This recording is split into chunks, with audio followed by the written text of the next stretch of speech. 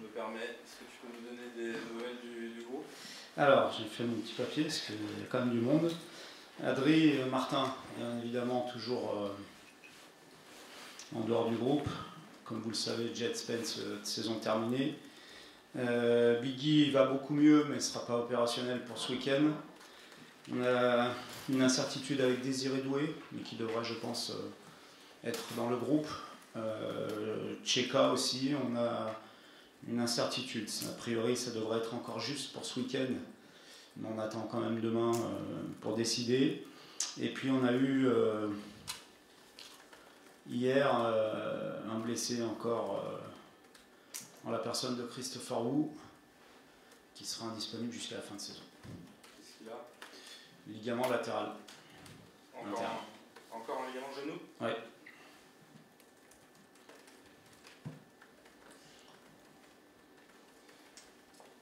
Bruno, comment on envisage de rester sur 3 défaites de suite à l'extérieur avec toujours ce double visage qui est incompréhensible, même vous parfois avec du mal à Donc comment on fait pour inverser la tendance dans une Ajaccio où on pense que la victoire est indispensable? Elle le sera. Maintenant, elle ne se fera pas toute seule. Il faudra mettre les ingrédients qu'on met à domicile, à savoir de l'ambition dans notre jeu, du rythme, de la confiance aussi, parce que je pense que c'est beaucoup grâce à ça ou à cause de ça à l'extérieur qu'on est moins performant, pour réaliser à l'extérieur ce qu'on fait régulièrement à domicile, puisqu'on est quand même la deuxième meilleure équipe à domicile derrière Lens, qui fait un parcours exceptionnel. Les 4 buts de dimanche font du bien justement pour cette confiance? Ils nous font du bien. On vient de marquer 11 buts à domicile en 3 matchs. On est à 60 buts, alors même si l'année dernière on en avait marqué beaucoup plus. J'ai lu quelques stats qui laissaient penser que c'est quand même déjà pas mal, avec un de nos meilleurs joueurs blessés, encore une fois, depuis la reprise. Ça veut dire qu'on est capable de le faire. Maintenant, il faut transposer à l'extérieur ce qu'on fait bien à domicile. Dans le jeu, tactiquement, qu'est-ce que tu ne vois pas à l'extérieur, que tu vois à domicile, notamment au-delà de la confiance? Est-ce qu'il y a des repères qui manquent? Ouais, je trouve qu'on a du mal à se lâcher offensivement, contrairement à domicile, où on retrouve beaucoup de situations, d'occasions de but, de prise de risque. Et puis, je trouve aussi qu'on est plus fébrile dans les temps faibles à l'extérieur que ce qu'on peut être à domicile. Donc, il faut qu'on fasse preuve davantage de maturité et avoir confiance en notre jeu et jouer de la même manière, que ce soit à l'extérieur qu'à domicile. Est-ce que dans la semaine d'entraînement, on fait des choses pour essayer que l'équipe se lâche plus? Est-ce qu'il y a... Oui, on a beaucoup travaillé sur du jeu, mais c'est surtout, je pense, le message qui doit passer, qui doit rentrer dans les têtes. Je pense que c'est essentiel, et surtout à ce moment de la saison. Il n'y a plus trop de calculs à faire de toute manière, là? Non. Nous, ce qu'on maîtrise, ce sont les 3 matchs. On a 3 matchs à gagner. Si nos adversaires font de même, on sait qu'on sera 6e. Donc il faut aussi espérer que nos adversaires... Non, pardon, je dis une bêtise parce que Monaco joue ce soir, on en saura plus ce soir. Mais en tout cas, on sait qu'on a 3 matchs à gagner. Et après, on verra ce que font nos opposants. Est-ce que vous sentez que vos joueurs ont repris confiance? Alors, on a l'impression de dire ça tous les 15 jours, et après ça reprend les pieds dans le tapis. Mais est-ce que vous sentez quelque chose de différent? Oui, je sens que cette victoire nous a fait énormément de bien, parce que c'est jamais simple de gagner, même face à une équipe qui est reléguée et qu'on pouvait penser démobiliser, et surtout de marquer 4 buts. Je pense qu'on a tendance à minimiser certaines performances parfois, et il faut les revaloriser, même si le contexte était favorable. Et je trouve que cette victoire nous a fait du bien, combiné aussi au résultat de Monaco-Lille, évidemment, et de Lyon aussi, qui a perdu. Donc on a fait, entre guillemets, une très bonne opération lors de la dernière journée. À nous de faire ce qu'il faut ce week-end pour de nouveau faire une bonne opération. Mais je pense que ça sert à rien de trop se projeter sur tout ça. Il faut déjà bien se préparer à faire un très très bon match face à une équipe qui va avoir beaucoup de fierté à bien finir chez elle, même si elle est déjà condamnée. c'est quand même une équipe plutôt défensive, alors même si elle encaisse pas mal de buts, mais qui propose pas grand chose, on va dire, sur le plan offensif. C'est peut-être un peu dur. Comment on appréhende ce genre de rencontre? Alors je dirais pas qu'elle propose pas grand chose, au contraire, je trouve que c'est une équipe qui a des vrais principes de jeu. Elle manque d'efficacité offensivement parce qu'ils marquent peu de buts, notamment à domicile.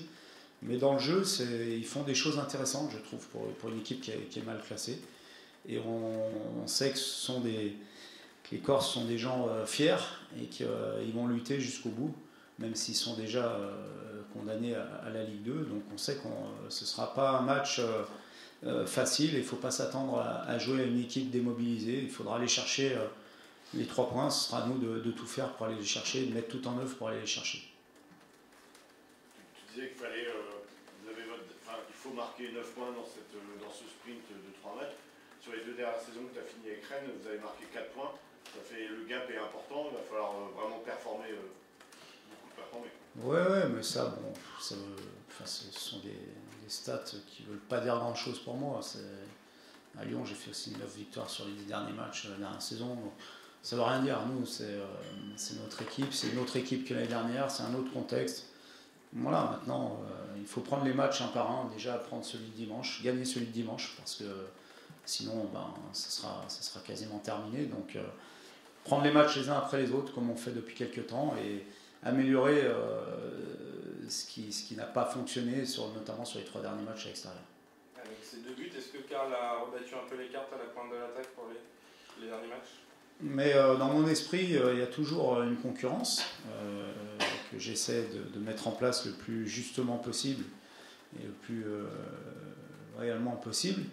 Donc Karl fait partie des joueurs sur qui je compte. Et évidemment, quand on fait un doublé et qu'on joue avant-centre, c'est toujours de bon augure parce que c'est aussi et avant tout ce qu'on demande à un attaquant de pointe. Est-ce qu'il a rebattu les cartes alors Mais il n'y a pas besoin de les rebattre. C'est un joueur sur lequel je compte. Je l'ai exprimé. Il a eu quelques petits ennuis de santé, problème au dos. Et là, il a su saisir sa chance dans un match qui n'était pas si simple. Et c'est bien qu'il ait marqué 2 buts d'avant-centre. Je crois que ce sont 2 buts importants dans notre jeu parce qu'on doit être capable aussi de mettre ce genre de but, d'être bien placé, d'être bien positionné devant le but, de sentir les coups comme il l'a fait contre 3. En plus, lui, il préfère jouer dans l'axe, il nous l'a dit après, il l'a prouvé. Ouais, c'est pour ça que sur ce match, j'avais préféré l'aligner dans l'axe et laisser Amine à gauche. Donc ça a bien fonctionné. Maintenant, dans le foot, ce qui compte, c'est le match qui arrive et pas ce qui s'est passé. En tout cas, il est très impliqué pour un joueur prêté. On pourrait imaginer qu'on sait qu'il va repartir, sauf si vous dites le contraire. Mais en tout cas, il est toujours très, très, très impliqué, on a l'impression. Oui, c'est aussi une des caractéristiques de ce groupe, que ce soit les joueurs prêtés, parce que évidemment il y a Karl, mais je peux aussi inclure Joe Rodon, qui est lui aussi prêté et qui fait preuve d'un état d'esprit exemplaire, même si il ne joue pas. Donc je voulais le souligner aussi, parce que c'est pas facile pour eux, mais encore moins pour Joe que pour Karl, parce que Karl joue plus. Et c'est aussi ce qui caractérise mon groupe, je le dis souvent. Voilà, un état d'esprit,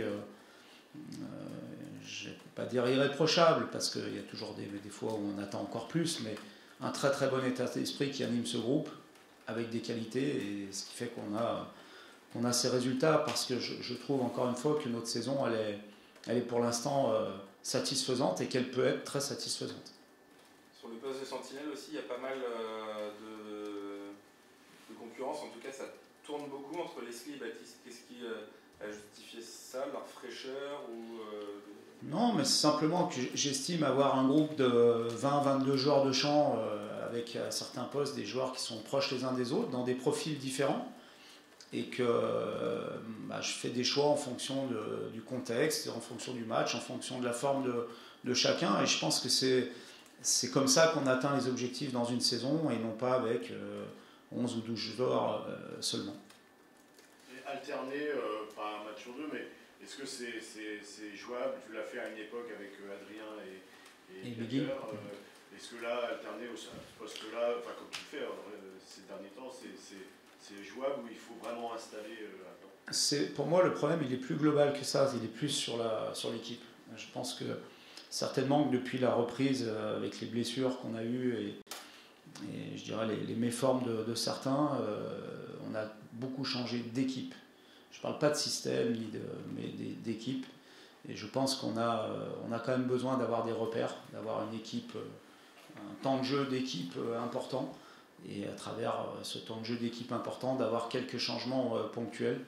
Et c'est vrai que sur la deuxième partie de saison, il y a eu, je pense, peut-être beaucoup de variations d'un match à l'autre ou d'une série de matchs à l'autre qui n'ont pas aidé l'équipe à avoir les repères suffisants pour être constant dans les résultats. Le Levrault est revenu dans le 11 également. Oui. Est-ce que tu le sens mieux à jouer 90 minutes contre 3, même physiquement? Oui, il est en progrès. Je vous avais dit qu'avec les beaux jours et les beaux terrains, on allait retrouver de la fraîcheur et de la qualité. Vous vous souvenez? Levrault voilà, retrouve ses qualités. Je pense qu'on sous-estime aussi la Coupe du Monde dans cette saison, en plein milieu de saison, même s'il n'a pas beaucoup joué, mais ils sont allés très loin en Coupe du Monde. On laisse beaucoup d'énergie, beaucoup de jus, et c'est difficile, après cette compétition, de se replonger dans une autre compétition avec son club, je pense. Et certainement que c'est une des explications pour l'Euro. Il y en a peut-être d'autres, qui vous dira, lui, si un jour vous l'avez en conférence de presse. Mais en tout cas, ce qui est important, c'est de retrouver le Levrault qu'on aime voir sur le terrain. En deuxième mi-temps, on l'a justement retrouvé la semaine dernière avec des gestes de classe, même. Ça peut être justement une sorte de déclencheur pour ces 3 matchs. Oui, parce qu'il est important dans notre jeu, notamment dans l'animation offensive de notre jeu. Donc évidemment que Levrault, au même titre que Flavien l'année dernière, ont été deux leaders techniques de l'équipe, avec Martin, avec Bourige. Et donc de retrouver un bon Levrault, c'est forcément positif pour nous et pour toute l'équipe. Est-ce que ces difficultés de cette année viennent peut-être pas aussi du fait qu'il bénéficie moins de l'effet de surprise de l'an 1 pour lui, où son jeu était un peu moins connu de ses adversaires et qu'aujourd'hui peut-être... Non, mais je pense qu'aussi chaque individualité est dépendante d'un collectif aussi, et que forcément quand l'équipe est un petit peu moins bien, chacun est aussi un petit peu moins bien. Et puis je vous dis, je pense sincèrement que cette coupure, enfin cette participation à la Coupe du Monde en plein milieu de la saison n'a pas été idéale pour lui comme pour d'autres d'ailleurs. Flavien lui fait un bon retour. Maintenant on peut en parler parce qu'il est venu en conf, il nous a dit qu'il avait eu des problèmes physiques. Est-ce qu'il a à nouveau des choses qui grincent un peu? Est-ce qu'il est à 100%? Oui, lui aussi je le retrouve comme j'aime le voir. Donc c'est plutôt des bons signaux avant ces 3 derniers matchs. Parce que le cœur du jeu, le milieu de terrain est un secteur de jeu très important pour toutes les équipes. C'est souvent là qu'on gagne les matchs. Et donc on aura besoin de toutes nos forces sur ces 3 derniers matchs, et notamment dans ce secteur, pour aller chercher l'objectif de fin de saison. Bruno, ta phrase de dimanche soir après le match suite à la journée de lutte contre l'homophobie a été particulièrement commentée. Est-ce que tu regrettes la forme ou est-ce que tu maintiens ce que tu as dit ce jour-là Je vais répéter ma phrase qui me paraissait d'un bon français, même si je ne suis pas très intelligent comme je l'ai entendu. Je lutte et condamne bien évidemment l'homophobie comme toutes les autres discriminations dans le foot comme dans la vie de tous les jours. Voilà, j'ai rien d'autre à rajouter. Point final. J'en profite pour saluer mon cousin Franck, Cédric et Véro. Ils se reconnaîtront et sauront pourquoi je leur fais ce petit clin d'œil. Voilà. Est-ce que tu comprends que ça... Point final, j'ai dit point final. Voilà. Pas sur un autre sujet. Battistella, il a eu une grave blessure. On sait que c'est très dur pour revenir. Actuellement, c'est de mieux en mieux. Oui. C'est un des cadres en formation. Tout à l'heure, c'était Flavien dont tu parlais. Oui. Donc, moi, c'était la même type de question, mais pour Baptiste, avec des graves blessures, on sait que c'est encore plus dur. Évidemment, et ça aussi, ça peut être une explication à notre saison qui a été un petit peu chaotique, parce que j'ai pas le souvenir dans ma carrière d'avoir connu autant d'opérations et d'indisponibilité aussi longues de joueurs titulaires. Parce que si on refait l'historique, ce sont des joueurs titulaires, des joueurs très importants de l'équipe, qui ont été arrêtés entre 3 et 8 mois, ou 7 mois, ou 6 mois pour Martin. On saura quand il reprendra. Et c'est pas anodin et c'est pas simple pour une équipe de faire face à tout ça, parce que ça entraîne évidemment des dommages, je vous le disais tout à l'heure, sur la compo d'équipe, sur le système, qu'on est obligé d'adapter, de changer en fonction des blessures des uns et des autres. Donc forcément, il faut du temps pour revenir. On dit souvent que la durée d'indisponibilité, pour retrouver son niveau, il y a quasiment le même nombre de mois d'indisponibilité avant de retrouver son meilleur niveau, et c'est souvent le cas. Donc pour Baptiste, ça l'est aussi. Surtout qu'il s'est blessé, mais comme beaucoup de joueurs, à un moment où il était dans un pic de forme, comme Martin, comme Marie, comme Adri, enfin comme tous les joueurs qui se sont blessés d'ailleurs. Donc évidemment que ça a une incidence, et que je pense que ça nous a coûté pas mal de points aussi. Bruno, ce soir, Lyon-Monaco, plus que jamais, Gone, ou tu vois ça autrement? J'espère qu'ils vont faire le job, j'espère qu'ils ne sont pas... Non, mais ils ont eux aussi encore quelque chose à jouer, même... parce qu'ils sont tout prêts. On ne sait pas aussi si la 6e place sera ou pas, on n'en sait rien, mais en tout cas ils ont encore un objectif à aller chercher. Je pense que certains joueurs, notamment un, aussi un objectif, je lui passe un petit message, Alex, si tu veux finir devant, il faut... Voilà, puis, mais ce sont des choses qu'on ne maîtrise pas, donc évidemment je regarderai le match, parce qu'en plus on joue Monaco la semaine prochaine. Mais moi, on peut rien faire ni influer sur ce résultat. Donc on va déjà nous se contenter de bien se préparer pour dimanche. Baptiste, un peu la même question qu'au coach. C'est après la grave blessure que tu as eue à la cheville, on a vu que le retour est plus compliqué qu'on pouvait penser. Même peut-être toi, pouvais penser. En plus, je crois qu'il y avait eu des petits pépins physiques a posteriori. Dans le mois qui a suivi, je crois. Ouais, ce qui est difficile déjà, c'est que lorsqu'on revient, on travaille dur pour revenir, et qu'on n'a plus de soucis forcément à l'endroit où on s'est fait mal. C'est des petits pépins physiques qui arrivent de l'autre côté, parce qu'à un moment donné, je pense que le corps aussi a compensé. Donc c'est vrai que c'est frustrant pour moi personnellement, comme pour les collègues qui reprennent, parce que on a envie de reprendre vite et on a envie de reprendre bien, mais le corps des fois ne suit pas, donc il faut aussi apprendre à écouter son corps, et voilà. Mais aujourd'hui je me sens beaucoup mieux, donc c'est le plus important. En plus le corps pour tous les footballeurs, mais pour un joueur qui a beaucoup de volume comme toi, j'imagine que c'est crucial. Oui, c'est crucial, parce que je sais que plus j'enchaîne, mieux je suis, notamment physiquement. Et quand on est bien physiquement, au niveau de la lucidité, forcément les choix sont meilleurs aussi, donc c'est des facteurs qui sont très importants. Sur quoi ça joue, la reprise d'appui, ces choses-là, quand c'est dur au début, sur la blessure, sur quels petits détails du jeu? Ce qui est difficile, c'est qu'on on réapprend à marcher, on réapprend à courir, donc forcément le corps compense, et peut-être dans l'inconscient aussi, au niveau des appuis, on fait des choses différentes. Donc c'est vrai que j'ai eu la chance aussi d'avoir autour de moi une équipe qui prenait en vidéo ce que je faisais pour gommer petit à petit les mauvais appuis, les mauvaises postures, et notamment les appuis qui me faisaient perdre du temps aussi au niveau de la course. Donc ça a été un travail de longue qui a mis du temps, qui en a pris, et aujourd'hui que j'ai réussi à gommer. Et ça a fait que la confiance aussi? Oui, forcément, parce que déjà dans un premier temps, on se demande si on va réussir à recourir. Et puis dans un second temps, il faut aussi se remettre dedans avec le ballon, avec les repères aussi, parce qu'avoir des repères à l'entraînement, c'est une chose, en avoir en match, c'en est une autre. Et il n'y a que le temps qui fait la différence. Et justement, contre 3, on a vu dimanche là, que c'était... tu t'es plus projeté, que tu vas plus vers l'avant, sans que c'est de mieux en mieux, qu'on retrouve le Santa Maria du début de saison bientôt là. Ouais, c'est sûr, je me sens de mieux en mieux, et je suis beaucoup moins gêné, donc franchement quand je me sens comme ça, je me sens bien, et je pense que ça se voit aussi aujourd'hui, c'est ça le plus important.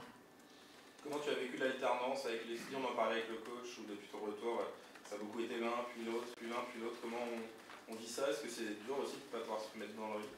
Oui, c'est dur parce qu'en tant que compétiteur, on a envie de jouer tous les matchs, forcément. Mais d'un autre côté aussi, j'ai été gêné par quelques petites gênes qui ne me permettaient pas aussi d'être à 100%. Et il faut le dire, de ne pas non plus être performant à 100%.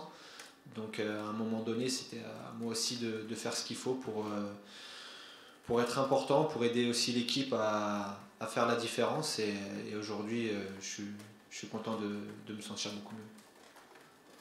Comment tu vois cette fin de saison, Baptiste 3 matchs, 3 finales, c'est un peu ça, vous n'avez pas le droit à l'erreur. Ouais, je pense que c'est exactement ça. Il faut les jouer comme 3 finales parce qu'aujourd'hui, comme l'a très bien dit le coach, si les équipes devant nous font 3 victoires, on terminera 6e si on gagne tous nos matchs. Donc je pense qu'il faut se focus sur nous et que nous, justement, on n'a pas le droit de faire un faux pas si on veut avoir une chance de se qualifier. Comment tu le caractériserais, ce double visage entre domicile et extérieur? Est-ce que vous sentez inconsciemment un peu avec le frein à main quand vous êtes loin d'ici?